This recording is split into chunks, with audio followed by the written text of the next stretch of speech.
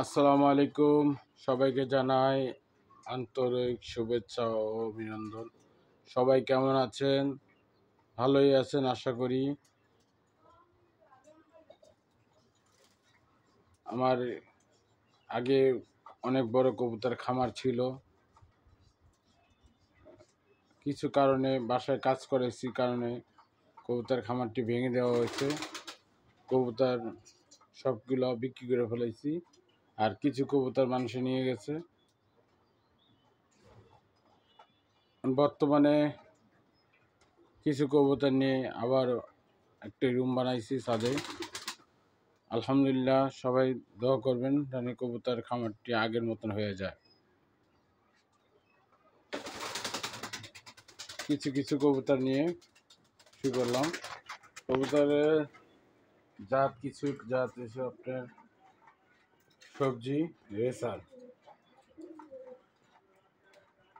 গিরিজেল, সাদা গিরিজেল, আফসানা গিরিজেল, বাংলা না গিরিবাস,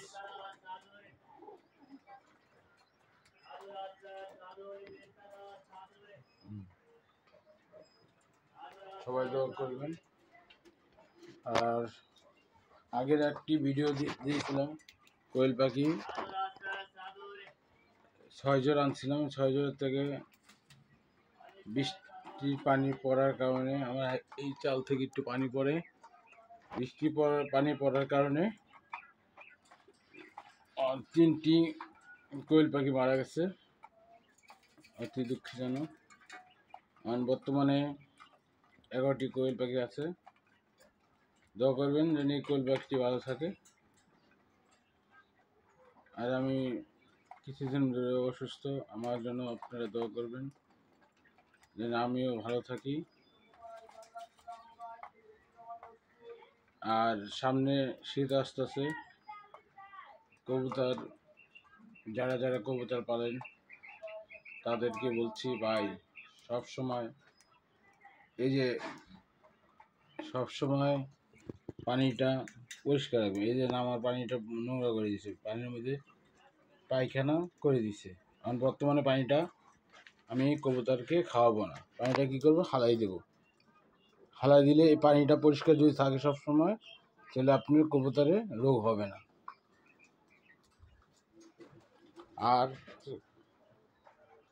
1 সপ্তাহ পর পর আমরা যে ওটস স্যালাইনটা খাই, এসএনসি ওটস স্যালাইন, সেটা কবুতরকে খাওয়াবেন। আর শীতের সময় চেষ্টা করবেন একটু পুরানো পানি খাওয়ানোর জন্য, হালকা একটু গরম থাকলে হবে।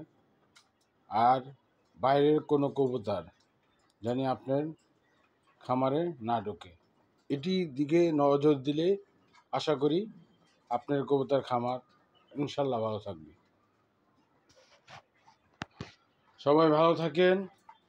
এই নিয়ে আমার এইখানে ভিডিও শেষ করতেছি।